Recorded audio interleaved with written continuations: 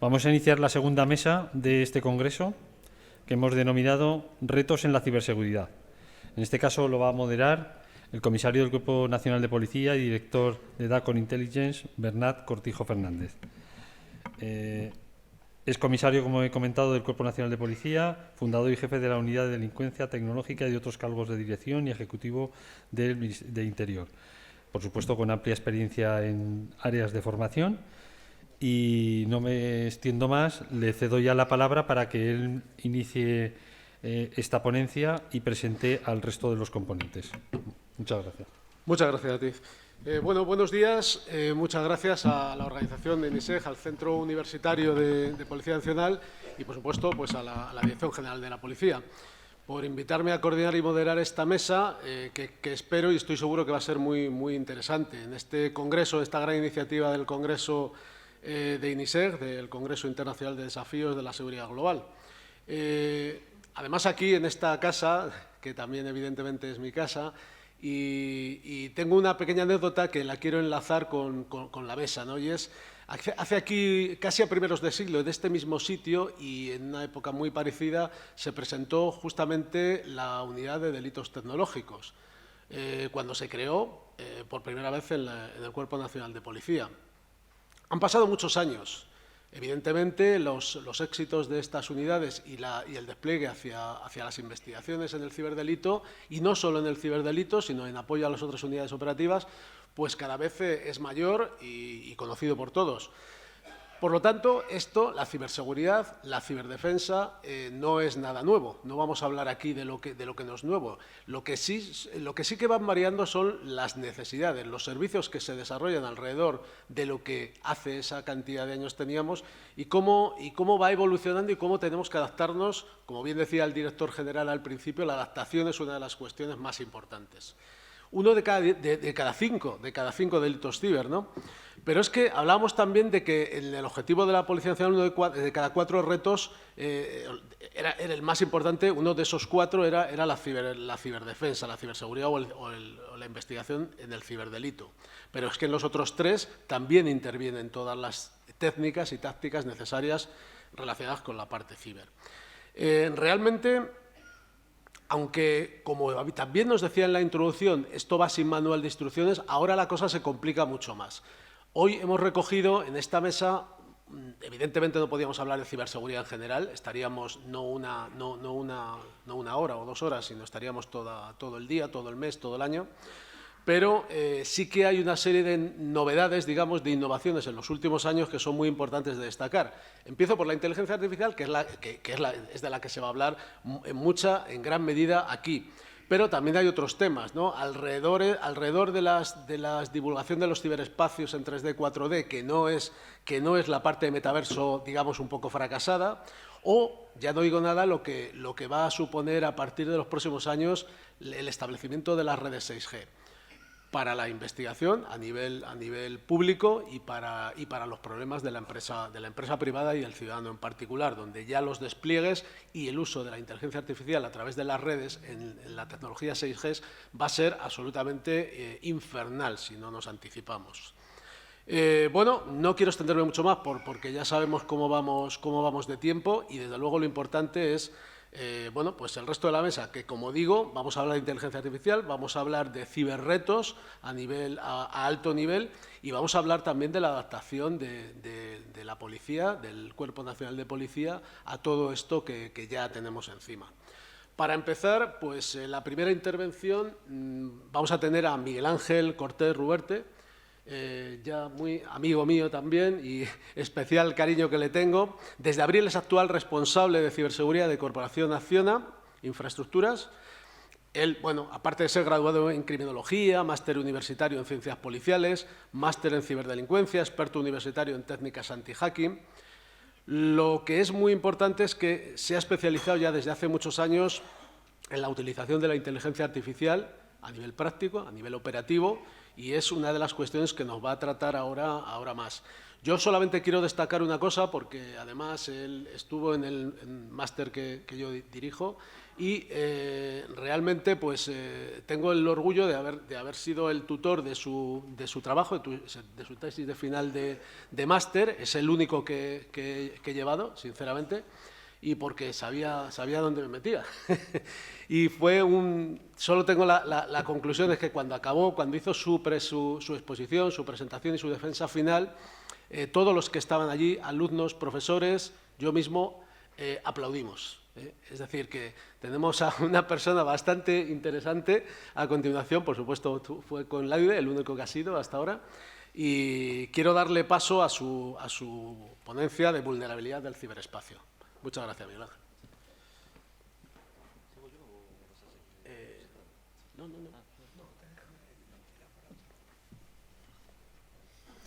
Buenos días, muchísimas gracias, Bernardo, porque tenemos un cariño mutuo y la verdad es que han sido palabras demasiado amables. Para mí es un orgullo y un honor estar aquí otra vez. Para mí esto es mi casa.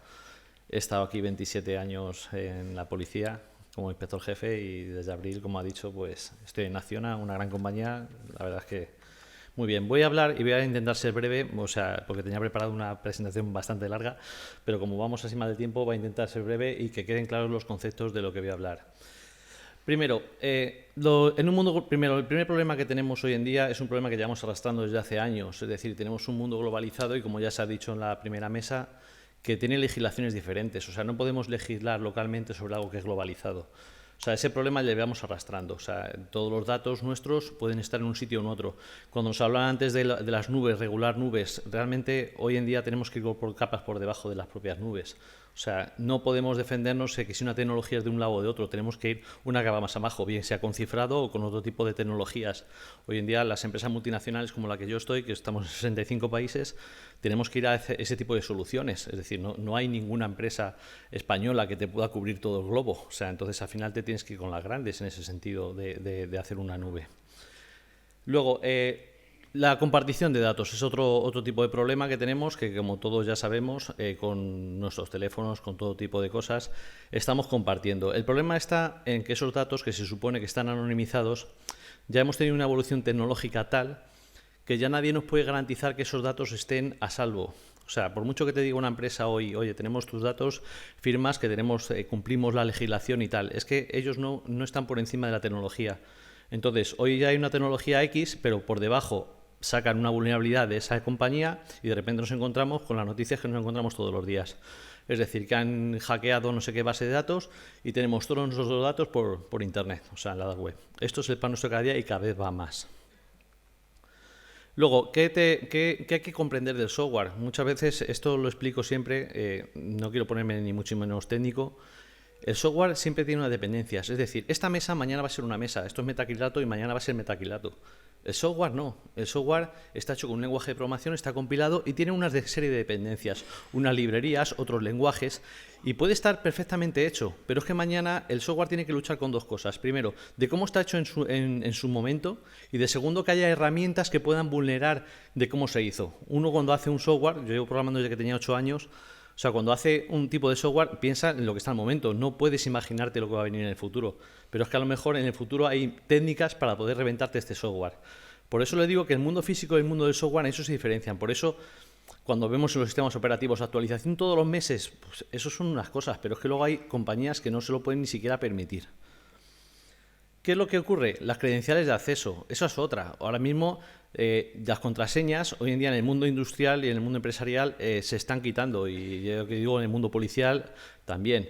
O sea, todo lo que son credenciales de acceso, al final, el único que tenemos que creer es en la criptografía.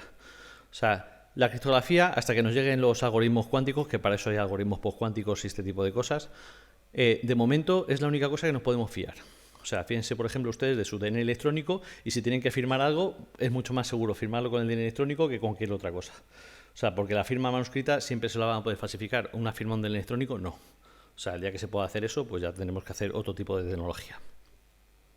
Luego, otro tipo de cosas.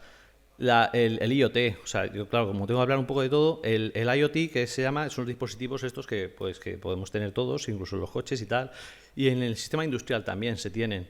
Estos dispositivos, el IoT, que se llama el Internet de las Cosas Industrial, y el Internet de las Cosas tiene un problema, que las cosas se hacen muchas veces para que funcionen.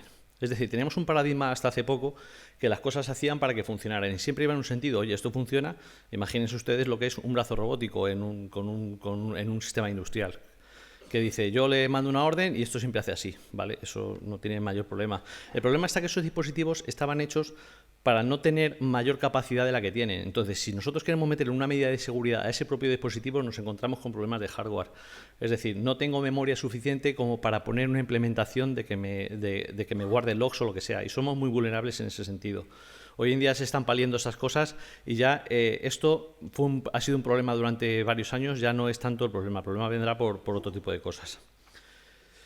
Esta es la interpretación que había hasta hace pocos años, o sea, hace poco tiempo. Veíamos virus, no sé qué, tal, esto se ha superado, o sea, olvídense, o sea, ya no se hacen ataques, te voy a meter un virus, te voy a hacer no sé qué, ese tipo de cosas.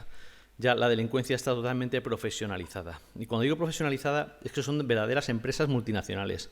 Habrán ido a hablar hace poco pues varios ataques que ha habido, por ejemplo, de Lockbit o otro tipo de APTs que están hechos como multinacionales. De hecho, los que nos movemos un poco en el mundo también, digamos, underground de foros y este tipo de cosas para ver lo que hay, te das cuenta de que reclutan gente, o sea, reclutan informáticos, reclutan expertos en seguridad. ¿Para qué? Para su departamento de seguridad. Pero es que luego incluso tienen departamento de marketing. Tienen departamento de marketing, departamento digamos, de extorsión. O sea, van haciendo una serie para hacer grandes empresas. Últimamente dedican el 30% de sus beneficios, lo dedican a I+D, para que se hagan una idea. O sea, estamos hablando de crimen organizado. Lo que era hasta hace poco, por ejemplo, que alguien metía un ransom un ransomware es un sistema que lo que hace es cifrar los datos.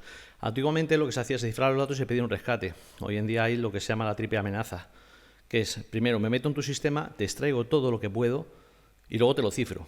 Entonces te amenazo. Primero, si no me das el dinero, no puedes descifrarlo. Luego, la segunda es que si no me das el dinero, pongo tus datos en Internet. Entonces ya hay páginas en la dark web que parecen verdaderos portales que te dicen, te quedan tantos días, a la tal compañía la he liqueado, digamos, y te quedan tantos días, si no voy a empezar a poner información de tu compañía. Y la tercera extorsión, que es cuando ya extorsiona no solo a tu compañía, sino a tus clientes. Oye, mira, es que tengo aquí datos de tus clientes, también lo voy a extorsionar con lo que te he extraído. ¿Qué es lo que ha pasado? Voy a hablar un poquito de inteligencia artificial, aunque va a hablar también el compañero de ello, pero voy a hablar un poco enfocado en la ciberseguridad. Esto ha cambiado totalmente. Yo voy estudiándolo mucho tiempo y la inteligencia artificial no es de ayer por la tarde. Esto viene de los años 60 y hemos tenido una evolución de los algoritmos a los que hemos llegado hasta la inteligencia artificial generativa, que es la que más o menos es la que más preocupa hoy en día a nivel de ciberseguridad. ¿Por qué? Primero, ¿qué es lo que no es? Voy a hablar simplemente. Una inteligencia artificial no es un Google. O sea, no es un Google, no es una base de datos que automáticamente nos dé unos resultados sobre lo que tiene. No, una inteligencia artificial, hasta ahora, la predictiva, lo que era el Machine Learning, por ejemplo, si yo decía, esto porque es un lápiz, digo, porque le meto unos parámetros que es más largo que ancho, es de tal manera, es de tal color y tiene tal rugosidad. Entonces le metía 20.000 datos de eso y sabía lo que era eso. Entonces, puedo decir, mañana va a ser, ¿cómo va a ser el boli? Bueno, más o menos sí. La generativa ya genera cosas nuevas, es decir, es capaz ella misma de evolucionar eso. Cuando se habla muchas veces de inteligencia artificial, mucha gente piensa que esto es como la revolución industrial, o que es como Internet, o que es como eso. Que no, que es que esto no ha habido otra cosa igual en la historia de la humanidad, y me arriesgo a decírselo. No ha habido otra cosa igual. O sea, no ha habido algo que nos supone como humanos a la hora de tener inteligencia. Es decir, es algo que va cada vez más y va haciendo las cosas mejor. Es decir, cualquier cosa que aprenda, automáticamente se la puede enseñar a hacer cosas mejor. ¿Qué es lo que pasa? Ustedes habrán oído hablar de los LLMs, o sea, solamente. Eso es una pequeña parte de la inteligencia artificial. Y voy a centrar un poquito porque es lo que más conocen y luego ya se hablará de otro tipo de algoritmos que hemos estado hablando en el descanso. Existen muchísimos. Todos ustedes han oído hablar, por ejemplo, de ChatGPT. ChatGPT se basa, por ejemplo, en un tipo de LLM, de Large Language Model, que es un lenguaje grande, digamos, que es, digamos, de manejo del lenguaje. De manejo del lenguaje que lo que hace es respuestas directamente y la va generando. Se basa ahora mismo en GPT-4, que realmente es el modelo. ChatGPT es la empresa de OpenAI que lo ha explotado. Luego tenemos Google Bard o Grok, por ejemplo, la que ha sacado Twitter ahora mismo. Pero es que la mayoría de la gente, y estoy seguro que casi todos ustedes pensarán que solo existe esto. Es decir, que la inteligencia artificial está en las grandes compañías. Ahí donde llega el tema, esto por ejemplo, estos donde llegan lo que son modelos de código abierto. Es decir, ya son modelos que ya no están en una gran compañía, sino que son código abierto que uno se lo puede bajar y automáticamente montárselo en su infraestructura. Cuando yo estoy hablando de esto, ya piensen ustedes que ya no estoy hablando de que podemos ir a una gran compañía diciendo y legislarla sobre ella. No, no. Es que digo, no, es que me he bajado el Llama 2, me lo he instalado ahí y lo tengo en mi ordenador. Ya me contarán ustedes cómo se hacen unas cosas y otras. Pero es que no solo es eso. Ahí lo ven ustedes, por ejemplo, estos son los DLLMs de empresas como Hugging Face, por ejemplo, que son modelos que ya ha creado la gente. Y estos modelos, aunque las semillas son de modelos fundacionales, muchos de ellos, pero otros, ¿qué es lo que hace? Son entrenables. Ahí donde viene cuida la cuestión de ciberseguridad. Son modelos entrenables. Es decir, yo tengo un modelo de esto y automáticamente la ventaja que tiene, pues llego yo a mi empresa y me lo voy generando y me voy generando con mis datos. Eso es otra cosa también. Hasta hace 2 días, te digo 2 días porque era hasta hace 2 años, por ejemplo, los ingenieros de datos eran los más valorados, era la profesión más valorada que había en el mundo. ¿Qué ha pasado? Los ingenieros de datos se dedicaban a hacer muchas cosas, pero una de las cosas que hacían era de un texto libre sacar los pesos, lo que se llaman los weights, y sacar, por ejemplo, de cómo extraer frases con significado y con atención para entrenar modelos, para hacer los datasets. Es decir, una inteligencia artificial lo tengo que entrenar con datos. Entonces los ingenieros de datos hacían algoritmos para sacar, digamos, esos datasets. ¿Qué pasa? Que ahora ya, como tenemos inteligencia artificial y tenemos LLMs, ya no nos hace falta los ingenieros de datos. O sea, porque ya directamente le digo a la inteligencia artificial, oye, hazme el dataset de este texto. Entonces, esto para que vean la evolución tan rápida que ha tenido y cómo cambian las profesiones de un día para otro. ¿Qué es lo que pasa? Aquí, por ejemplo, voy a poner un ejemplo de lo bueno que es, y lo veo yo en mi propia empresa, lo que son los EDRs. De cómo hemos cambiado, por ejemplo, y una cosa muy buena que tiene la inteligencia artificial. Por ejemplo, los antivirus de toda la vida, o un IDS o un IPS, vamos, que lo que hacían era detectar un comportamiento y actuar contra eso. O sea, detecto que me están atacando de esta manera. Tiene esta firma que es un virus tal, y lo hago de esta manera. Los EDRs, que es el Endpoint Deterrent Response, lo que hacen es crear baselines, líneas bases de cada usuario. Es decir, saben que yo cuando entro en mi ordenador, saben que tardo 20 segundos en consultar el correo electrónico, saben dónde me muevo y automáticamente, aunque esté anonimizado, lo va generando y me crea una línea base. Si mañana llega, o ahora mismo estoy aquí, y me llega una IP de Ucrania y se ha metido y empieza a hacer ahí movimientos laterales o cualquier otro tipo de cosa, automáticamente el EDR lo para. Ese es el cambio de paradigma, es decir, el EDR ya es un sistema de inteligencia artificial que nos ayuda a defendernos. Esto es un ejemplo, como muchos otros que habrá, y que nos hablará ahora el próximo ponente. Luego ya, la integración de inteligencia artificial en la generación de código. O sea, yo no les puedo decir, pero si hay aquí algún programador ya me lo podrá corroborar. Yo jamás he ido tan rápido como voy ahora. O sea, esto es sobro ya. O sea, porque es que nos apabulla tanto la generación de código que lo que antes te llevaba a hacer a lo mejor 15 días en hacer 100 líneas de código, ahora haces 1000 en un día o en 2 horas. ¿Por qué? Porque tienes una inteligencia artificial ayudándote, un copilot o cualquiera que le dices, solo tienes que tener las ideas. Oye, quiero que este bucle me lo haga así. O sea, no, pero es que no tienes que andar ni pensando mucho más. O sea, y te lo va haciendo y tú solo lo vas corrigiendo. ¿A qué voy con esto, con la ciberseguridad? Porque, claro, los malos también lo están haciendo. Entonces, ahora mismo sale una vulnerabilidad expuesta, una CVE que se llama, y automáticamente tienes el exploit al día siguiente. ¿Por qué? Porque es muy fácil crear exploits. Entonces, tienes la explotación ya al día siguiente. Por eso, cada vez tenemos más 0 days, o sea, cada vez más. O sea, y esto es una cosa que va exponencialmente hacia arriba. 0 days son aquellas vulnerabilidades que se han descubierto y que no han sido puestas en conocimiento del fabricante o que no han sido todavía parcheadas. Esos son los 0 days. Vale, pues, ¿qué se están utilizando? Pues para todo eso. Puertas traseras, registro de tecla, etcétera, etcétera. Esto, pues nada. Internet ya no es lo mismo. Otro problema que hay, el tema de lo que es el web scraping.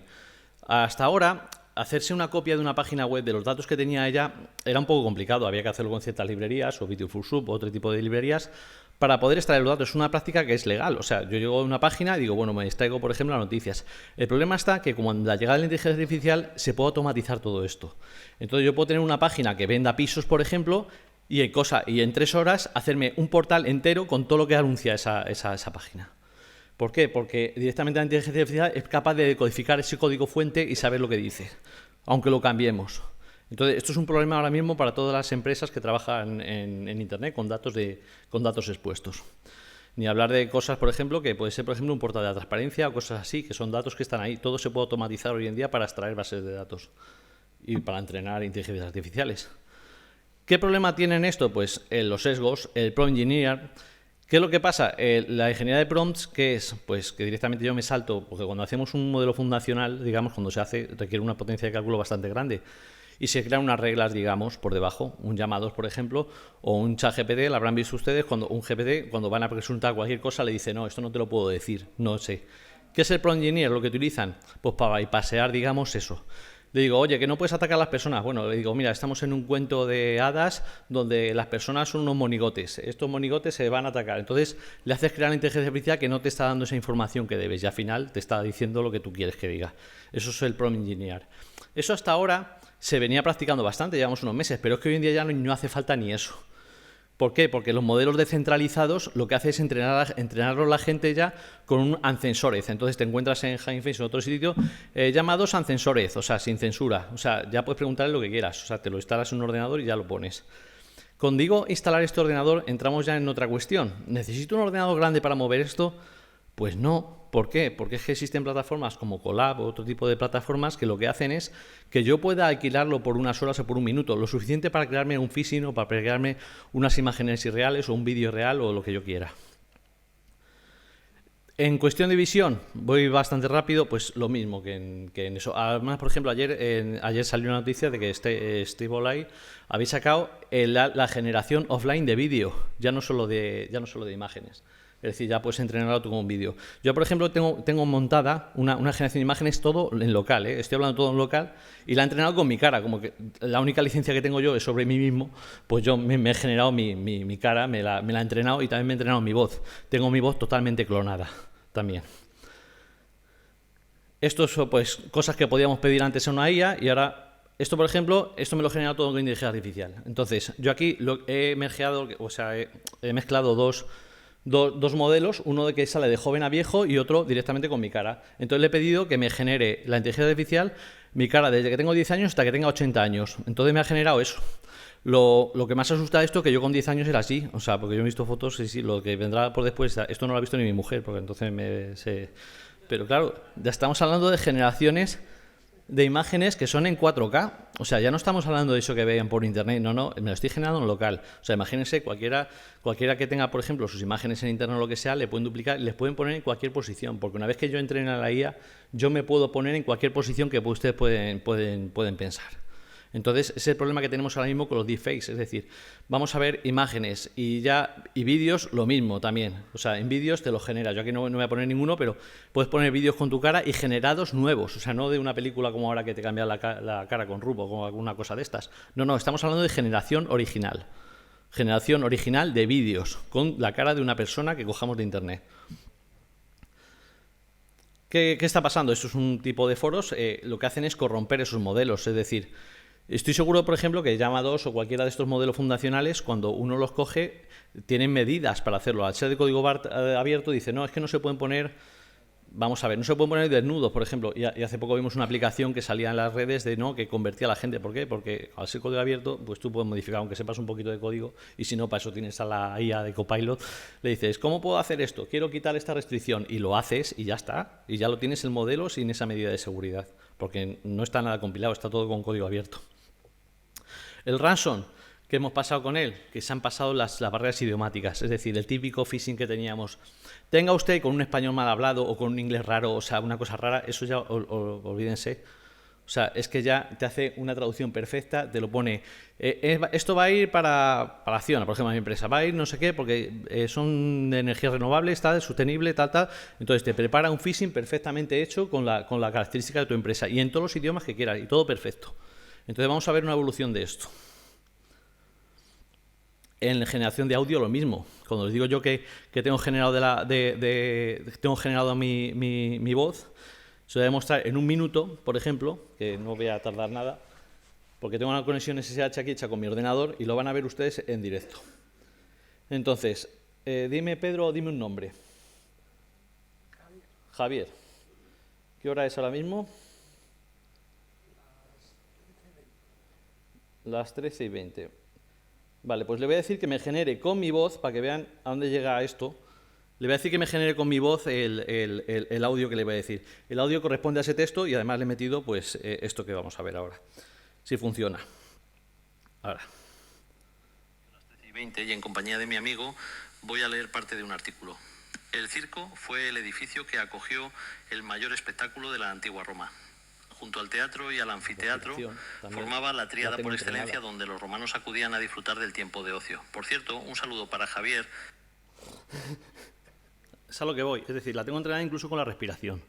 O sea, esto ha tardado meses en hacerlo, o sea, se tarda meses porque tienes que entrenarla mucho, pero ¿a dónde llega? Entonces, pueden recibir ustedes mañana un vídeo con un audio de su jefe que le dice, oye, que te he dicho esto, y además te lo pone además con una voz un poco de, oye, que vas a la calle si no haces esto. La gente va a hacerlo. Entonces, lo primero que tenemos que ser conscientes de este tipo de cosas que existen y ya se pueden hacer. ¿Qué está pasando? Está habiendo estafas de este tipo. Esto es un ejemplo, por ejemplo, que pasó en Nueva York hace unos meses, que llegó una señora mayor, pues le llamó su nieto. Dice, oye, que me ha detenido la policía y tengo que pagar $10.000 de fianza. La mujer, claro, le llamaba a su nieto, como se llama a mi hija, a mi suegra, y le llama, socorro a abuela, vale, ahora mismo. Lo ingresó y era ni el nieto ni nada. El nieto tenía unos vídeos en YouTube y automáticamente habían cogido la voz y la habían clonado. Y ya está, y le habían hecho la estafa. Muchas gracias. Espero que habéis sido breve y que...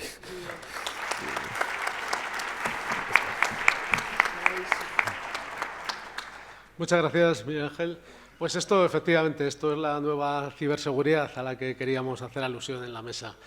Bueno, ahora tengo el placer de presentar a Daniel Ferrer, que ya has oído su nombre en la sala y es verdaderamente un placer. Normalmente siempre me gusta destacar algo que no sea lo estrictamente que aparece en su historial, ¿no? Al margen de que es licenciado en Administración y Dirección de Empresas, es un experto en mercados de renta variable, que nos indica también un poco con unas titulaciones muy específicas de este contexto en temas de acciones futuros y en tema de evitar, digamos, reducir o evitar las pérdidas en el caso de incumplimientos en el tema del mercado de valores. Lo que a mí me llama mucho la atención es que él ya desde los 16 años ya pues hacía cosas raras, ¿no? Y ya pues puso en marcha todo un sistema de domótica en el domicilio familiar, que los tenía locos, y luego pues también empezó a generar la gestión de patrimonios de personas vinculadas con él, pues también con estas edades muy tempranas, ¿no? En un momento dado me consta que en este intento de reducir riesgos utilizando la inteligencia artificial, pues es cuando sale algo que pueden ver en las redes y pueden ver en Internet perfectamente, que es Ultramarine, y también fundó su compañía New Horizon Technologies, que enfocada también al tema de divisas, con oficinas en México, Nueva York, Madrid y Dubái. Y pues lo que él nos va a contar. Pero a mí me llamó mucho la atención el otro día hablando con él, que además está utilizando la inteligencia artificial para otras cosas también muy prácticas y desde luego muy interesantes, como es el tema de la salud. Donde tiene ahí no ya un proyecto, sino un algo ya hecho, donde intervienen gente y entidades muy importantes vinculado con la salud, y que no lo voy a desvelar por si lo quiere contar él. Pero bueno, pues muchísimas gracias por estar con nosotros. Daniel va a hablar sobre ciudades seguras, tecnología, inteligencia artificial y privacidad, y va a ampliar algunos conceptos de inteligencia artificial que se han tocado ahora a través de Miguel Ángel.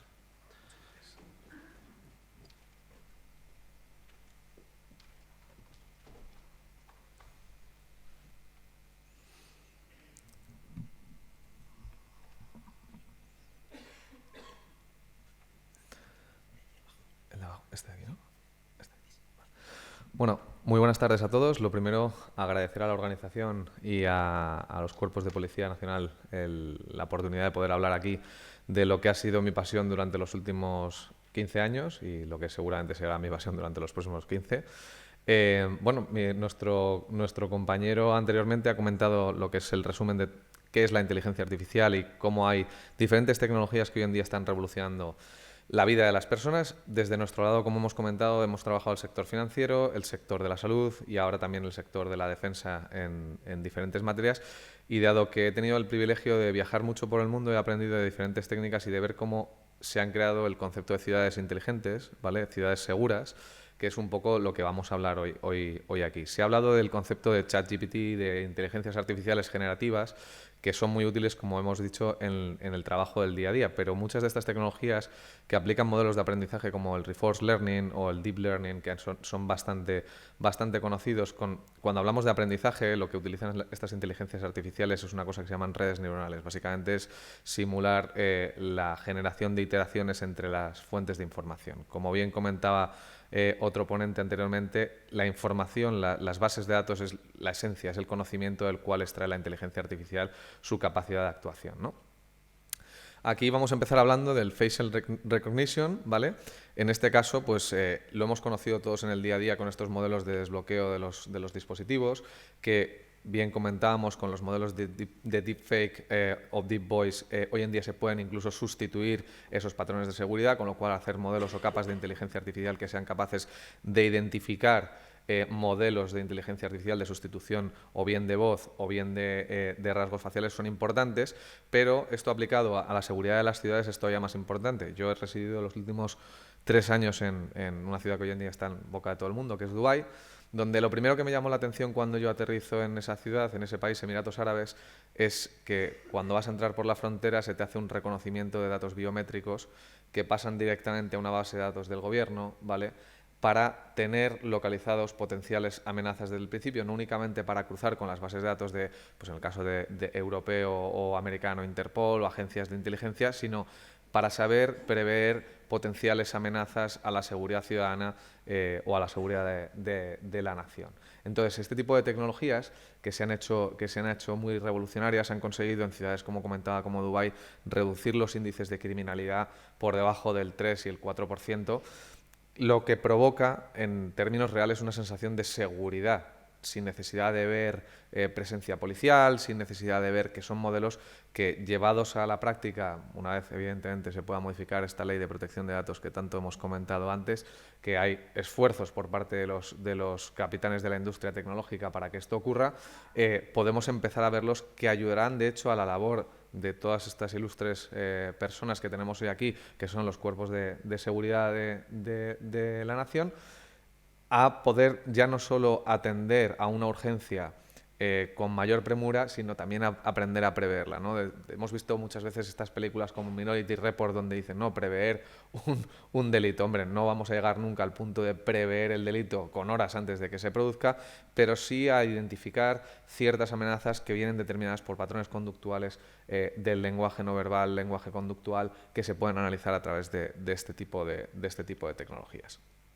Como ya hemos dicho, ha comentado nuestro compañero anteriormente, el fraude en la detección y ciberseguridad.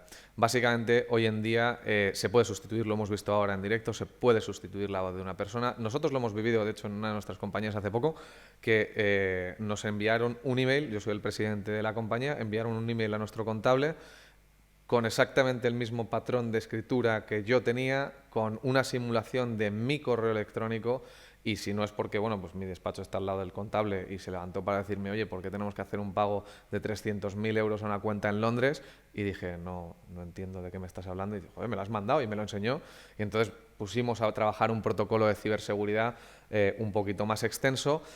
En este sentido, se aplica a la escritura, se aplica a la voz, se aplica a los rasgos faciales, pero también existen lo que se llaman la contrainteligencia, ¿no? Es decir, inteligencias artificiales que están empezando a surgir también en materia de ciberseguridad, que aprenden a decodificar cuáles son los patrones de reconstrucción facial para saber, porque al final el programa, una cosa que me gusta decir a mí en todas mis ponencias es que, por muy mágico que suene la inteligencia artificial, no es magia. La inteligencia artificial es tecnología que, como bien comentábamos antes, determina un sesgo. Ese sesgo es desde el lenguaje de programación, desde el lenguaje de construcción del modelo, desde cómo organizan las redes neuronales para que el sistema aprenda. Todo eso se puede aplicar en sistemas de ingeniería inversa para aprender a detectar, y de hecho son iniciativas que se están llevando y que nosotros internamente en nuestro área de defensa las estamos desarrollando para contraatacar a estas empresas que, como bien decíamos, son grandes multinacionales del fraude. Al final se han construido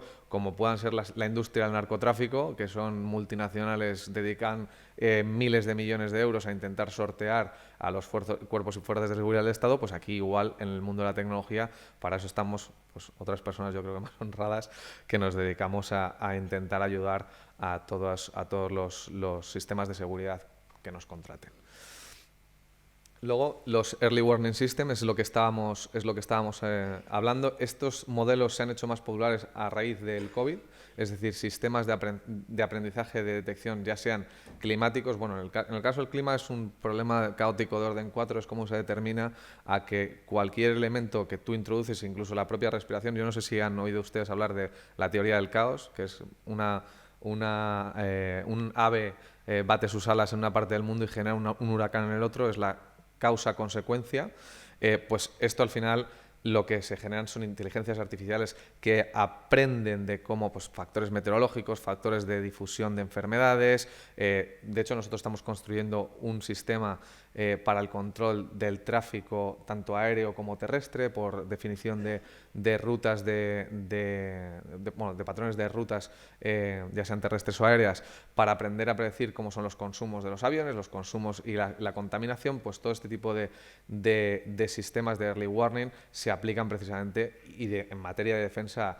¿Qué puede suponer una amenaza para la seguridad en el corto o en el largo plazo, ¿no? Aprendiendo a leer, en este caso, billones de datos, y aquí es donde sí se aplican tecnologías, como decía, la de Reinforced Learning, de reforzaje del aprendizaje sin la generación de bucles en los mismos. Bueno, hemos visto también que hoy en día se ha hecho muy popular. Hace 20 años salió el primer robot semi-humano andando en una conferencia. Hoy en día a este tipo de robótica se le están empezando a aplicar inteligencia artificial, desde robots, lo hemos visto, de desactivación de instrumentos explosivos, hasta incluso a raíz del nacimiento de los sistemas de autopilot, pues generación de vehículos blindados para operaciones de rescate e incursión con inteligencia artificial, que permiten que no se pongan en riesgo vidas humanas y que la propia inteligencia artificial sea capaz de reaccionar a situaciones de riesgo extremo, pues sin el sesgo del miedo a la vida o de pues la determinación de ese impulso eléctrico en el cerebro que genera el razonamiento y por tanto la respuesta. Esto se genera de una manera muchísimo más rápido. Estoy yendo tan rápido porque sé que tenemos poco tiempo, ¿vale? Crimen y prevención. Aquí es donde yo quiero centrar mi atención. Al final, el crimen lo perpetran las personas vienen determinadas por patrones conductuales. De hecho, la labor de la policía es saber predecir cómo se comportan estos delincuentes. En el momento en el que se genera un dataset, como decíamos antes, que pueda definir esos patrones conductuales, se puede definir inteligencia artificial y con las herramientas que he comentado antes, poder atajar una amenaza. Aquí pongo un caso práctico, vuelvo un poco al origen, a la ciudad de Dubái, donde yo pues, sufrí un robo en el año 2021 en la calle, cosa que además es relativamente raro, y es que fue algo espectacular porque la policía acudió en menos de 5 minutos, cogieron una cámara de seguridad a la que la policía tenía acceso, porque tienen acceso a todas las cámaras de seguridad públicas, vieron a la persona que me había robado, cogieron su cámara, le dieron clic y tenían localización en tiempo real de la persona. ¿Qué hizo automáticamente el sistema de seguridad con inteligencia artificial gubernamental? Lanzó una orden de cierre de pasaporte en fronteras para esta persona y como sabían dónde estaba y que no podía salir del país, en menos de media hora la tenían cogida. Esas son herramientas que ayudan a la labor de todos los cuerpos de seguridad del Estado, en este caso en España, desde la que nosotros, desde estas comisiones europeas de regulación de la inteligencia artificial, empujamos para que estos sistemas de regulación del dato, de la propiedad intelectual, de la privacidad, sean más abiertos a los retos a los que nos encontramos hoy en día, porque al final son legislaciones que están enfocadas a hace 15, 20 años y no a, como bien decía nuestro compañero, no a prever qué es lo que realmente íbamos a necesitar, y por eso deben de ser modificadas y dadas a las herramientas para el trabajo de vigilancia y de prevención. Porque, aparte, yo siempre digo en todos mis discursos que la inteligencia artificial al final se hace no tanto para actuar en función de lo vivido, sino para intentar prever qué va a venir y adaptarse. El modelo darwinista puro de adáptate o muere ya no se aplica en estos modelos adaptativos, es más, predice para poder adaptarte y entonces ser mejor. Aquí hablamos, pues, road safety. Esto, por ejemplo, para las aseguradoras, para el control del tráfico, el uso de las cámaras, esto sí que ha habido una iniciativa, sé que a nivel europeo, para esto, con las cámaras de control de tráfico se determinan, gracias a las matrículas y a los patrones de conducción de los vehículos, qué vehículos pueden tener mayor riesgo de generar un accidente por su patrón de conducción y, por lo tanto, pues si hay patrullas de la Guardia Civil de Tráfico, de la Policía de Tráfico, que puedan alertar a, oye, esta matrícula, pues el conductor está conduciendo de una manera agresiva, posible amenaza por alcoholismo o cualquier otra historia, incluso no necesariamente que un coche se meta en dirección contraria, pero digas, oye, hay un índice de probabilidad del 80% de que esta persona cause un daño a terceros y un daño propio, ¿no? Pues se lanza una alerta automáticamente y la policía podría actuar. Esto sí que sé que en Suiza se hizo una iniciativa con bastante éxito, la verdad, y en Emiratos Árabes está totalmente implementado, y en Estados Unidos también hay una iniciativa por parte de Google, que el otro día estuve con el director de marketing y nos dijo que estaban desarrollando una propuesta parecida a ello. Bueno, esto es un poco lo mismo que hemos dicho, pero en vez de aplicado a los coches, aplicado a las personas. En espacios abiertos donde sabemos todos los que vivimos en Madrid que, por ejemplo, la Plaza del Sol es donde a los carteristas, a los ladrones, vamos a decir, más de raso les gusta actuar, porque la densidad de población es muy alta, porque a pesar de que hay mucha presencia policial es muy fácil despistarse y luego salir corriendo para que sea complicado el captar a estos ladrones.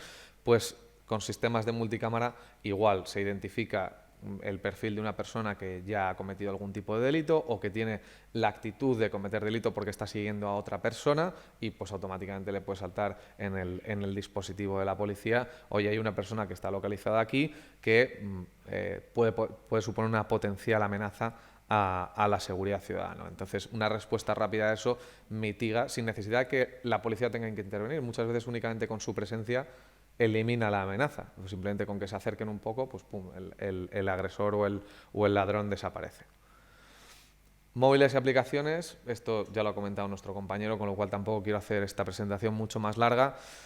Hemos visto que se puede desbloquear un móvil directamente y robar toda la información con modelos de inteligencia artificial anti-ciberseguridad, incluso sustituir la personalidad de esa persona a la hora de enviar. Bueno, de hecho, has puesto el ejemplo de la voz. Yo tengo otro de una persona muy conocida, dueño de la Fórmula E, no hace falta que diga el nombre de la gente que lo conozca, que le guste la Fórmula no lo sabrá. Esta persona, a la que yo conozco, le pasó hace poco que se hizo una conversación entera con su director financiero de la Fórmula E y de la Fórmula 1, en la que simularon, hasta la propia inteligencia artificial, hasta un número de cuenta del dueño de la escudería Renault, para hacer una transferencia de 5 millones de dólares, que se efectuó, de hecho, porque como había una conversación activa a través del WhatsApp con el equipo financiero, pues simplemente se dio la orden, se envió un mensaje de voz y automáticamente se hizo. ¿Qué pasa? Detectar a tiempo eso, pues son capas de programación que los creadores de los dispositivos y los creadores de las aplicaciones deben intervenir para evitar que se produzcan este tipo de incidentes. Y esto es solo un ejemplo que yo he vivido de los miles que ustedes como policías vivirán todos los días de las denuncias que hay. Y nada, muchas gracias por el tiempo.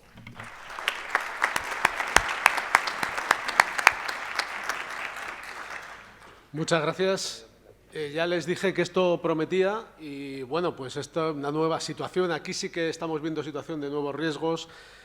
También ver la posibilidad de que sean herramientas de investigación y de prevención, sobre todo.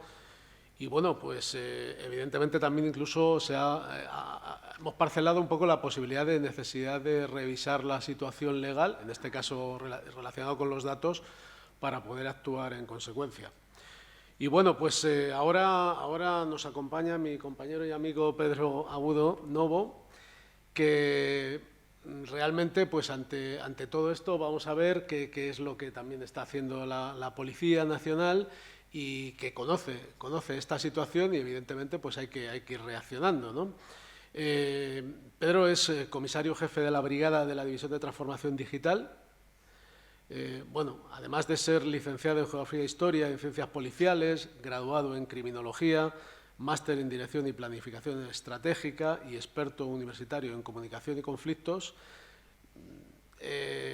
Yo lo que destacaría, como siempre digo, pues es que es un profesional de la seguridad y que a nivel es de reconocido prestigio. Todos lo conocemos y que evidentemente hay una serie de cosas de las que nos puede hablar, además en sí de lo que es la transformación de la policía, que serían de muchísimo interés.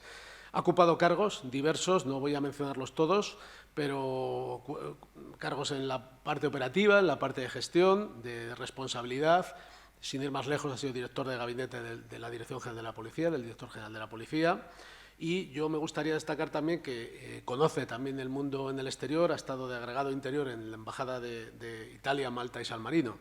Es decir, que creo que es, con toda seguridad, una persona que nos va a transmitir pues algo que va a complementar todo lo que hasta ahora habíamos visto, y luego ya pasamos un poco a dialogar. Por favor.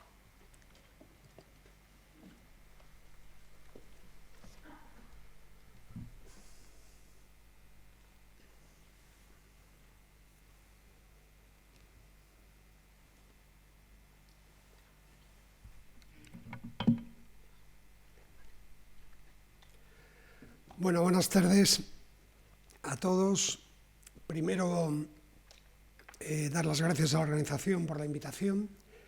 Segundo, pedirles disculpas porque, como ven, tengo la voz de Luis Enrique, el entrenador del Paris Saint-Germain, o la voz de un mafioso de Sicilia, de Cosa Nostra. Por eso le agradezco muchísimo a Miguel Ángel, que ha dicho ahora que bueno, nos ha mostrado cómo puede clonar la voz, y voy a hablar con él en cuanto acabemos la presentación, porque me vendrá muy bien. Nosotros en la división de operaciones tenemos un área que yo soy el responsable, donde llevamos la transformación digital, la ciberseguridad, la ciberinteligencia y, desde la publicación de la orden de estructura, el ciberespacio.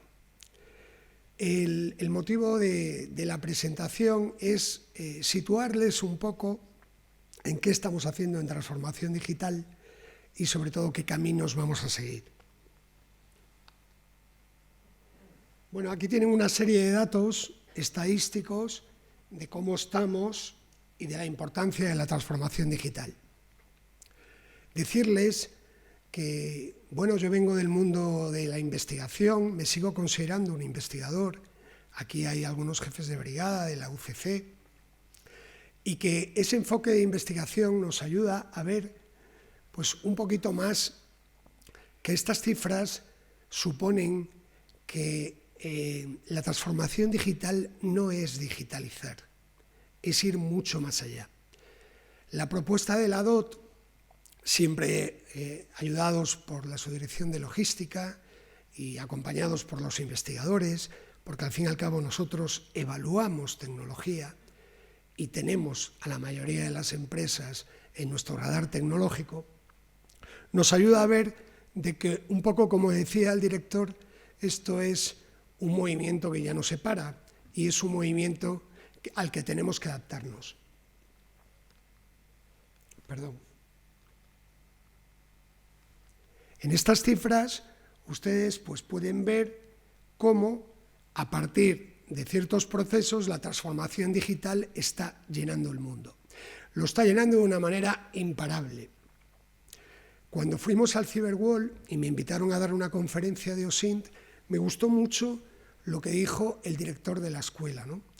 En la presentación, el señor Tejedor. Dijo que cuando acabara su conferencia, probablemente algunas de las cosas que había dicho ya iban a estar sobrepasadas. Esto es lo que probablemente nos pase hoy, no solo por los dos ilustres ponentes que he tenido anteriormente, que en la empresa privada tienen esa visión estratégica muy amplia, sino también porque a nosotros ese modelo también no debe de superarnos. Sobre la transformación digital, pues yo les diría que tenemos que establecer esos tres ejes. Unos ejes que nos van a llevar a estar a la altura o lo más cerca de la empresa privada para lograr nuestros objetivos. También decirles que en la tecnología de la transformación digital, cuando se habla de TD, pues digitalizar no es pasar un OCR o transmitir unos datos. El concepto de datificación va por un lado y el concepto de transformación digital va por el otro. Por lo tanto, es importante que tengan esa doble visión sobre el tema. También es muy importante el tema de la organización y los procesos. Aquí se ha hablado, Miguel Ángel y el compañero, el otro ponente, han hablado de inteligencia artificial, de Internet de las Cosas, o por ejemplo de algo que quiero que sepan que estamos trabajando profundamente en este momento, que es la automatización de procesos. Ahora les daré algún dato más. Pero claro, en todo este proceso hay un elemento clave que son las personas. Y las personas necesitan una gran formación para poder estar al día y poder transmitir cuáles son las situaciones que nos llevan a los objetivos que queremos. El director general, en su discurso, que me ha gustado, decía y hablaba del relato. Yo les digo una cosa que digo en todas mis conferencias. Efectivamente, él criticaba un poco esa parte del relato en cuanto a la explicación de las cosas. Lo cierto es que dato mata relato. Y hoy en día, sin este tipo de situaciones, no podemos avanzar. También quiero transmitirles un poco la importancia de lo que supone la criticidad y los datos críticos. En este caso, cuando se habla de Big Data, bueno, ya he sabido que soy un futbolero de estos enfermos y hemos tomado incluso modelos del Big Data en el fútbol, porque saben que en ese campo ha avanzado una barbaridad. Pues el Big Data y la datificación nos está llegando a todos los sectores y la policía no deja de ser uno de los sectores que tiene que avanzar aquí. No solo por lo que se imaginan ustedes de lo que supone un archivo o lo que supondría que la DD, División de Documentación, avanzara mucho más en este proceso. Los datos también están en los atestados y los datos también pueden generar esa inteligencia artificial que en el futuro nos permitiría buscar con más eficacia. Y en este camino les propongo en transformación digital pues estos bloques. Son unos bloques directos que nos llevan a ver que esa transformación digital es un proceso imparable y que la división de operaciones y transformación digital va a protagonizar a partir de ahora.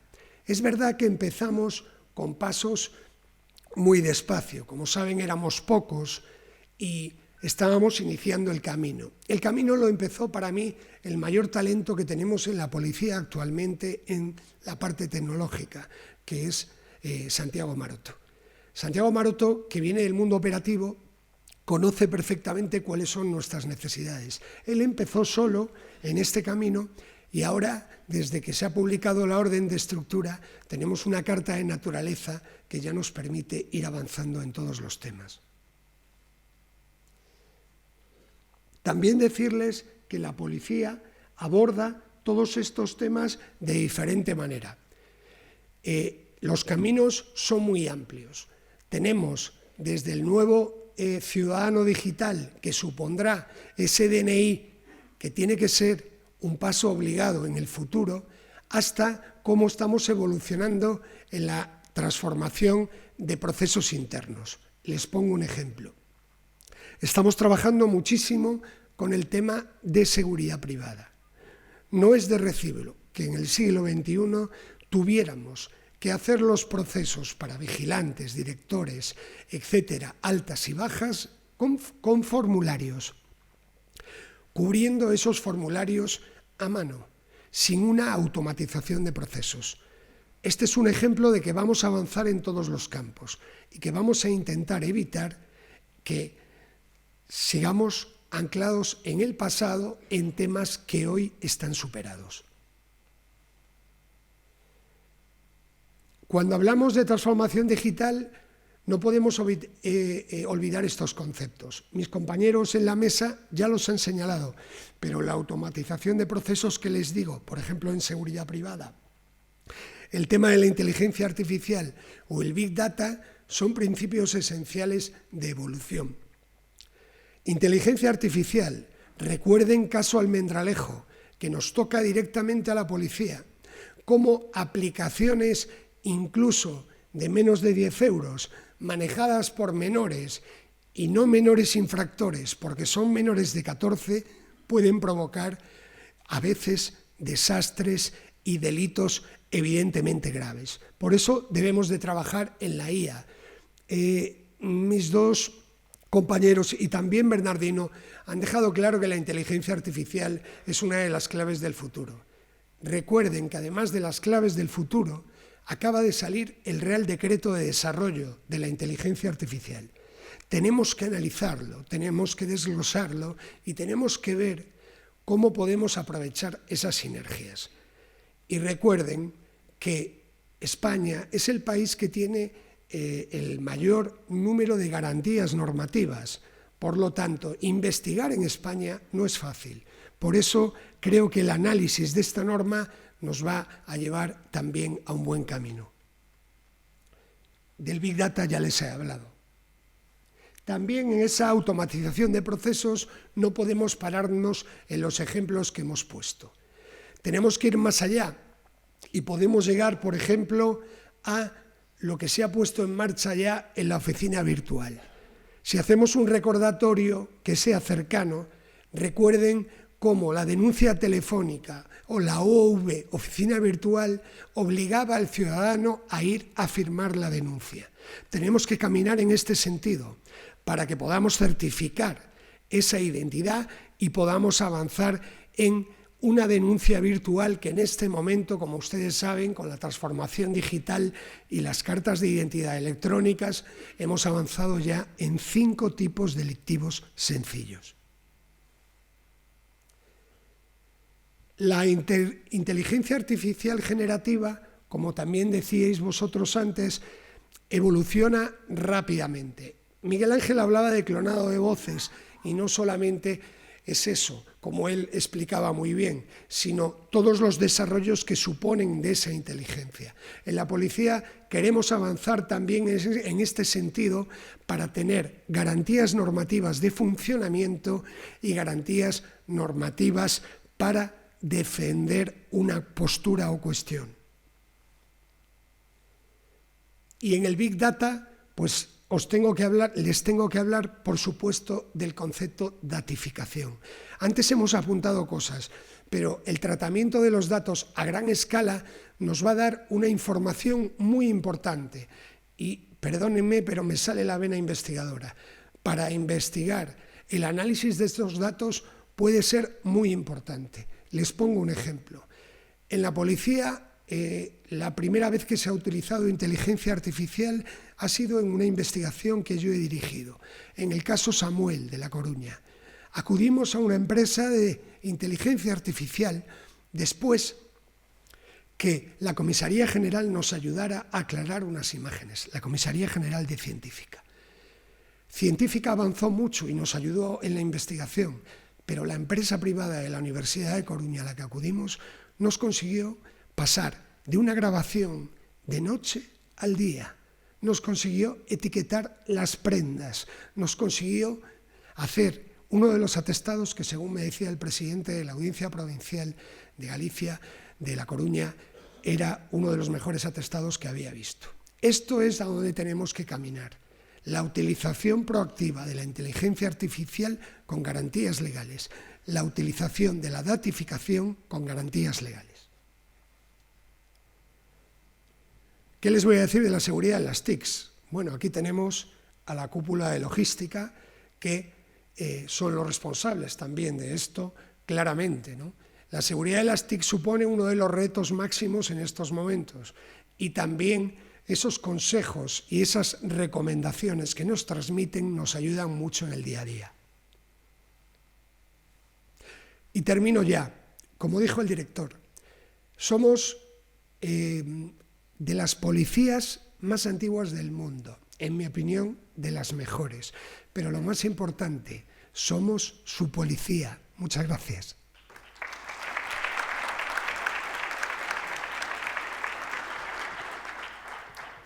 Muchas gracias, Pedro. Bueno, no sé si podemos dejar algunos minutos por si hay alguna persona de las presentes que quieran realizar alguna pregunta.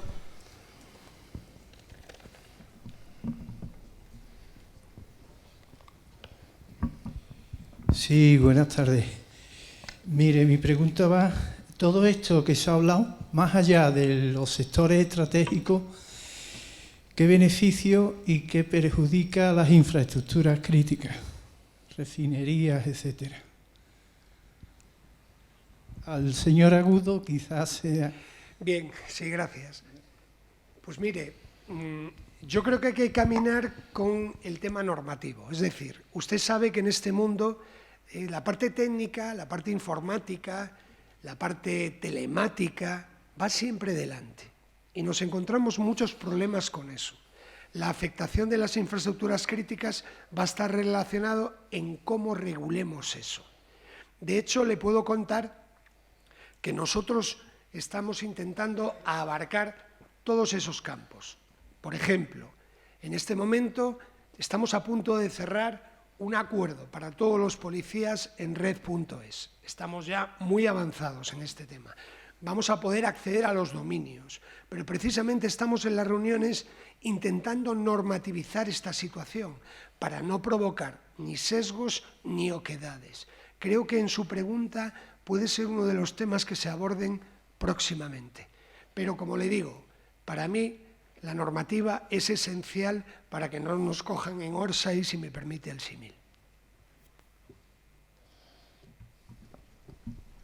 ¿Alguna otra cuestión?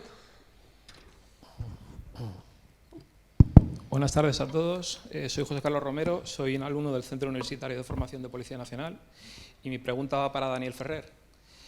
¿Cómo valora usted el equilibrio entre el respeto a los derechos fundamentales, como es el de la intimidad o el de la Ley de Protección de Datos, y la necesaria recopilación de datos para fortalecer la ciberseguridad pues, en este mundo en el que vivimos, que es globalizado? Pues mira, la verdad es que la pregunta es muy interesante y nosotros lo resolvemos, nosotros desarrollamos una tecnología que se llama Horus, para que identifica básicamente estos patrones conductuales para definir cuál va a ser el comportamiento de una persona sin necesidad de recoger los puntos faciales que le identifican en su, o sea, como la persona específica. Me explico. Sin vulnerar la Ley de Protección de Datos, que yo sepa que yo soy Daniel Ferrer, que la misma cámara sepa que el usuario X, que acaba de cometer un delito, se encuentra en esta circunstancia y que sea la propia policía la que identifique, valga la redundancia, la identidad de esa persona. En este sentido, yo creo que para mí existen técnicas hoy en día perfectamente útiles que no vulneran esa Ley de Protección de Datos, aunque yo insisto desde la parte tecnológica que la Ley de Protección de Datos, en pos de proteger a las personas y la identidad de las personas, muchas veces las deja desprotegidas en las situaciones de peligro real. Entonces, yo creo que una adaptación, precisamente como comentaba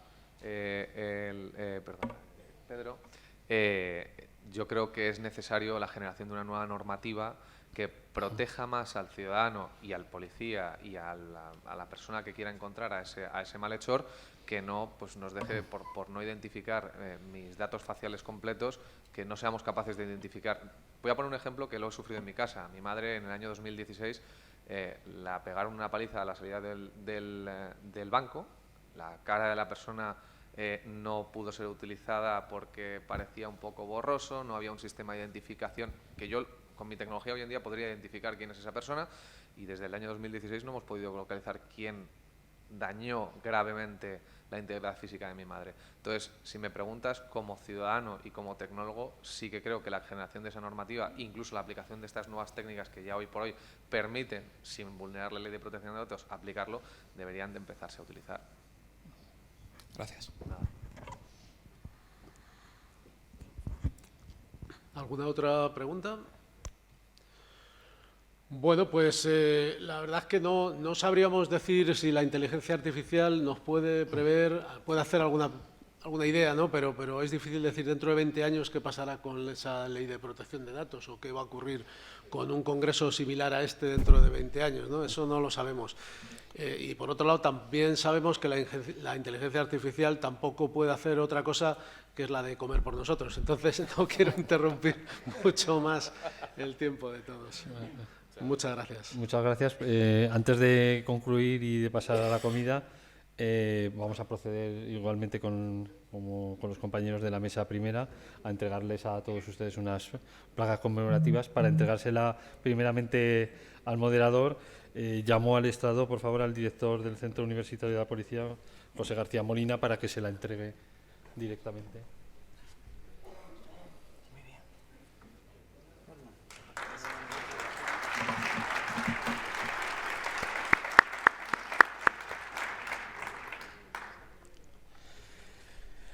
Y ahora al moderador de la mesa para que haga entrega a sus compañeros, en este caso empezado por Miguel Ángel Cortés.